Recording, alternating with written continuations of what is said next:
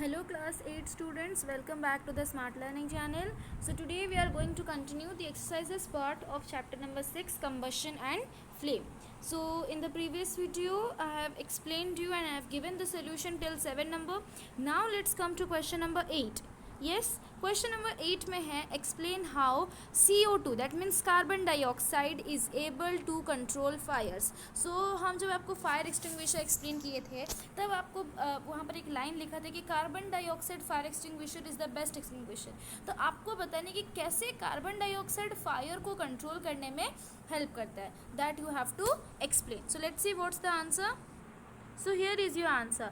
Carbon dioxide is heavier than oxygen. You all know that oxygen से ना carbon dioxide heavy है. तो वो क्या करेगा, सपोज यहाँ पर फायर है, ठीक है, मीन्स यहाँ पर आग लगा है, तो जैसे ही कार्बन डाइऑक्साइड फायर एक्सटिंग्विशर आएगा, मीन्स जब कार्बन डाइऑक्साइड फायर एक्सटिंग्विशर डालोगे उस फायर के ऊपर, तो कार्बन डाइऑक्साइड हैवियर है, दैट मीन्स वो नीचे बैठ जाएगा, और ऑक्सीजन ऊपर है, दैट मीन्स वो ऊपर आएगा. ऑक्सीजन ऊपर आ जाएगा, कार्बन डाइऑक्साइड नीचे आ जाएगा. तो कार्बन डाइऑक्साइड जब नीचे आया तो ये जो फायर जो नीचे जल रहा है वो उसके चारों तरफ एक तो ब्लैंकेट की तरह वो उसको घेर लेगा, तो और ऑक्सीजन को आने में वो नहीं देगा. तो इससे क्या होगा, जब ऑक्सीजन फायर के पास आएगा ही नहीं तो कंबशन नहीं होगा, है ना. ऑक्सीजन इज नेसेसरी ना, तो ऑक्सीजन जब फायर के पास ही नहीं आएगा तो कंबशन नहीं होगा, सो ऑटोमेटिकली फायर बुझ जाएगा. So this is how carbon dioxide is able to control fire. See, carbon dioxide oxygen से हेवियर होता है, तो ये क्या करेगा, नीचे चल जाएगा कार्बन डाइऑक्साइड और ऊपर आ जाएगा ऑक्सीजन, और नीचे जाएगा जैसे कार्बन डाइऑक्साइड, वो फायर को एक ब्लैंकेट की तरह कवर कर देगा, और जो एयर सप्लाई था, ऑक्सीजन जो मिल रहा था उस फायर को, वो उसको कट ऑफ कर देगा, जिससे कि हम लोग फायर को कंट्रोल कर सकते हैं. So this is the answer, very simple. Carbon dioxide is heavier than oxygen, so it covers the fire as a blanket की तरह कवर कर देगा, and cut off the contact between the fire and the oxygen. Fire और oxygen के बीच में जो contact supply चल रहा था उसको भी बंद कर देगा, है ना. ऑक्सीजन पहुंचेगा ही नहीं फायर के पास, सो जलेगा कैसे. So hence it is able to control fire. Clear, this 8 number question is clear to you. 9 number question में है it is difficult to burn a heap of green leaves but dry leaves catch fire easily. Explain. See, आप ये I think experience भी किए होंगे कि जब सूखे पत्ते को जब आप जलाओगे तो वो फट से जल जाएगा, बट वहीं आप ग्रीन पत्ते जो हरे हरे पत्ते होते हैं उसको आप लो, देखना वो टाइम लगेगा उसको जलने में. वाई, ऐसे क्यों है कि जो ग्रीन पत्ते होते हैं, हरे भरे पत्ते, उनको टाइम लगता है जलने के लिए, बट जो सूखे पत्ते होते हैं वो फट से जल जाते हैं. You have to give the reason. So इसका भी जो रीजन है बहुत सिंपल है कि green leaves have moisture in them which do not allow the leaves to catch fire easily. तो ग्रीन लीव्स में ना मॉइस्चर होता है, दैट मीन्स पानी का क्वांटिटी होता है उसमें, थोड़ा बहुत पानी का क्वांटिटी होता है ग्रीन लीव्स में. तो जब पानी होगा तो पानी क्या करेगा, जो हीट उसको मिलेगा, हीट वो पानी अपने अंदर ले लेगा, वो लीफ तक पहुंचने ही नहीं देगा. तो लीफ का जब इग्निशन टेम्परेचर तक पहुंचेगा नहीं तो लीफ कैसे जलेगा, है ना. इसीलिए ग्रीन लीव्स नहीं जलता है इतना जल्दी, है ना, does not catch fire easily. Green leaves में मॉइस्चर होता है जो कि उसको जलने के लिए मीन्स तकलीफ़ें, मीन्स आपको बहुत ही डिफ़िकल्ट होता है आपको उस ग्रीन लीव्स को जलाने के लिए, बहुत टाइम लगता है. बट वैसे अगर आप ड्राई लीव्स को लो, सूखे पत्ते को लो, तो उसमें मॉइस्चर नहीं होता है, उसमें पानी का क्वांटिटी नहीं होता है. मॉइस्चर दैट मीन्स वाटर, है ना, उसमें वाटर नहीं होता है, तो easily this can catch fire. Okay, so this is the answer. Green leaves have moisture in them which do not allow the leaf to catch fire easily, but in dry leaves moisture is absent, therefore it can catch fire easily. Simple answer. So I hope that question number 9 is also clear to you.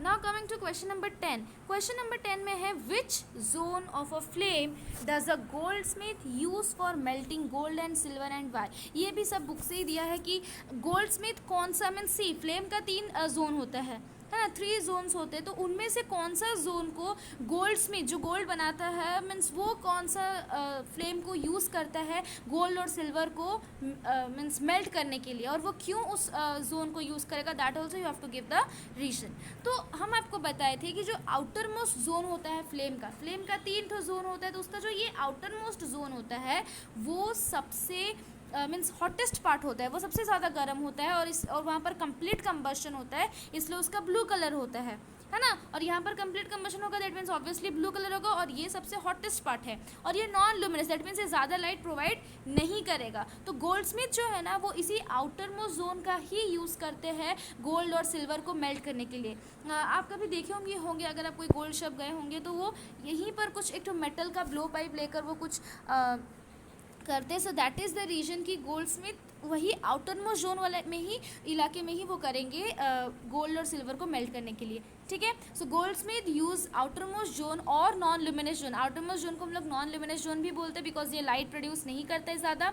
This is because outermost zone undergoes complete combustion. तो यहाँ पर पूछा ना Y, अगर आप outer most zone gold Smith use करता है तो उसके पीछे तो कुछ कारण होगा, है ना। तो क्यों वो आउटर मोस्ट जोन को यूज़ करता है सिल्वर और गोल्ड को मेल्ट करने के लिए? Because outermost zone undergoes complete combustion. Complete combustion वहाँ पर होता है and it is the hottest zone of the flame, और ये सबसे हॉटेस्ट पार्ट होता है, इसीलिए गोल्डस्मिथ आउटर मोस्ट जोन का यूज़ करता है। Clear? Question number 10 is clear to you. Question number 11 जो है वो एक वर्ड प्रॉब्लम का टाइप का है कि इन एन एक्सपेरिमेंट किया गया 4.5 kg ऑफ अ फ्यूल, कोई भी फ्यूल है और उसका 4.5 kg लिया गया और उसको पूरा अच्छी तरह से बर्न किया गया, और उसमें जितना हीट प्रोड्यूस हुआ, कितना हीट प्रोड्यूस हुआ, 180,000 kilojoule per KG, 180,000 kilojoule heat produce हुआ उस 4.5 kg फ्यूल को जलाने के बाद। तो आपको बताना है उस फ्यूल का कैलोरीफिक वैल्यू कितना है। फिर से ये क्वेश्चन को ध्यान से सुनिए कि एक फ्यूल है, कोई भी फ्यूल, मान लो वुड है, कोल है, कुछ भी, ठीक है, उसका 4.5 kg लिया गया क्वांटिटी, ठीक है, उसका 4.5 kg लिया गया, उसको बर्न किया गया अच्छी तरह से, कंप्लीटली बर्न किया गया, और तब उसमें हीट प्रोड्यूस होगा ना, बर्न करने से हीट तो ऑब्वियसली प्रोड्यूस होगा। तो कितना हीट प्रोड्यूस हुआ? 180,000 किलोजूल, है ना। तो आपको बताना है उस फ्यूल का कैलोरीफिक वैल्यू क्या है। तो इसके लिए एक फॉर्मूला है कि the amount of heat produced divided by amount of fuel, ठीक है, amount of heat produced divided by amount of fuel, ठीक है। तो अमाउंट ऑफ हीट कितना प्रोड्यूस हुआ है?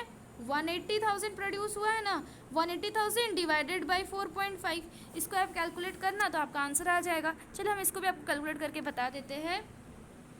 सो 180,000 divided by 4.5, amount of heat produce divided by amount of fuel, है ना। अभी ये पॉइंट को आप रिमूव करोगे तो यहाँ पर 10 मल्टीप्लाई होगा, यस, बिकॉज ये 1 डिजिट के पहले, तो यहाँ पर 1 डिजिट 0 लगे, दैट मीन्स 10 हुआ। अभी ये 9 5 ज़ा 45, 9 2 ज़ा 18 एंड देन 4 0 लगा लो, ठीक है, एंड देन 5 4 ज़ा 20, तो यहाँ पर बचा 4,000, ये 4,000 और ये इंटू 10 बचा है, तो कितना बचेगा?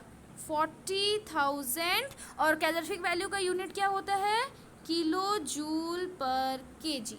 सो this is the answer, 40,000 kilojoule per KG is the answer. इसका complete step to step solution यहाँ है। See, calorific value is equal to amount of heat produce in kilojoule divided by amount of fuel in KG, तो 180,000 divided by 4.5, तो उसको जब आप reduce करके calculate करके आपके पास आ जाएगा 40,000 किलोजूल पर केजी। ये जो किलोजूल पर केजी है ना, ये बहुत इंपॉर्टेंट है, इस यूनिट को आपको लिखना है, ठीक है। So 40,000 kilojoule per KG is the answer of question number 11। Clear?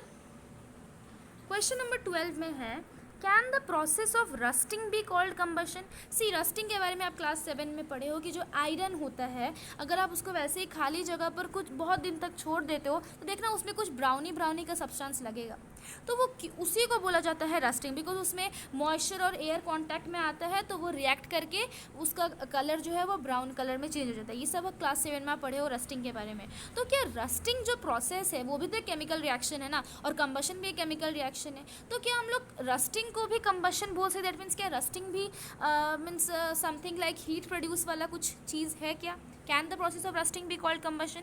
Late us see. So yes, the answer is yes. Why? Because see, combustion में क्या होता है कि कोई भी substance means that is combustible substance वो ऑक्सीजन के साथ रिएक्ट करेगा और एनर्जी देगा आपको in the form of light and heat। ये आपको तो पता है, ये लाइन आपको क्लियर है कि कंबशन का मतलब कोई भी कंबस्टिबल सब्सटेंस वो ऑक्सीजन के साथ रिएक्ट करेगा और आपको लाइट और हीट प्रोड्यूस करेगा। सेम वे ड्यूरिंग रस्टिंग क्या होता है कि रस्टिंग में क्या होता है कि आयरन रिएक्ट करता है ऑक्सीजन के साथ, आयरन रिएक्ट करेगा ऑक्सीजन के साथ और वो भी small amount of heat produce करेगा, स्मॉल अमाउंट में, ज़्यादा हीट प्रोड्यूस नहीं करेगा जैसे कि कंबशन में होता है, स्मॉल अमाउंट में हीट प्रोड्यूस करेगा। तो रस्टिंग में भी थोड़ा अमाउंट का हीट प्रोड्यूस हो रहा है, कंबशन में भी हीट प्रोड्यूस हो रहा है। सो रस्टिंग क्या है, वो स्लो कंबशन है। सो इसका जो क्वेश्चन है, can the process of rusting be called combustion, तो इसका फुल आंसर होगा yes, the process of rusting can be called as combustion because during combustion what happens, the substance react with oxygen and give energy in the form of light and heat, and during rusting see combustion में substance, कोई combustible substance react करता है oxygen के साथ, और rusting में iron react करता है ऑक्सीजन के साथ और हीट प्रोड्यूस करेगा, small amount of heat. So hence it is a slow combustion. जो ये रस्टिंग है ये एक स्लो कंबशन का एग्जाम्पल है। Clear? This question is very important. I hope that this is clear to you. Question number 13 and the last question, ये भी एक प्रॉब्लम टाइप का ही क्वेश्चन है कि Abida and Ramesh, these two are the children, Abida and Ramesh were doing an experiment in which water was to be heated in a beaker. आपको water गर्म करना है वो दोनों को, ठीक है। तो अबीदा क्या की, kept the beaker near the wick in the yellow part of the candle flame। तो जो कैंडल फ्लेम का जो येलो पार्ट होता है ना, मिडल वाला पार्ट, वहाँ पर वो अपना बीकर को रखी। और रमेश क्या किया, वो आउटर मोस्ट जोन, जो फ्लेम का आउटर मोस्ट जोन में वो रखा। तो किसका जो बीकर मीन्स किसका पानी जो जल्दी गर्म होगा? सो ऑब्वियसली रमेश का जो बीकर में जो पानी रखा है उसका गर्म होगा, बिकॉज आउटर मोस्ट जोन में रमेश रखा है अपना बीकर को, तो आउटर मोस्ट जोन तो हॉटेस्ट पार्ट होता है, तो यहाँ पर सबसे जल्दी और कम टाइम में हो जाएगा रमेश का जो पानी गर्म। सो this is the answer. So Ramesh beaker will heat up fast because the outermost zone of the flame is the hottest region, and while Abidas will heat up in more time because yellow zone is the colder region। Means comparatively to outermost zone, yellow zone is the colder region। तो इसलिए रमेश का beaker ज़्यादा जल्दी गर्म होगा। So this is the complete answer of question number 13। ठीक है, I hope that ये चैप्टर का एक्सप्लेनेशन प्लस एक्सरसाइज पार्ट आपको क्लियर है। कहीं पर भी डाउट है then you are free to ask me in the comment section. In the next video we are going to start a new chapter. Okay, अगर आपको explanation अच्छा लगा then you please like this video, share to your friends, and if you new to my channel then subscribe it. Thank you so much students.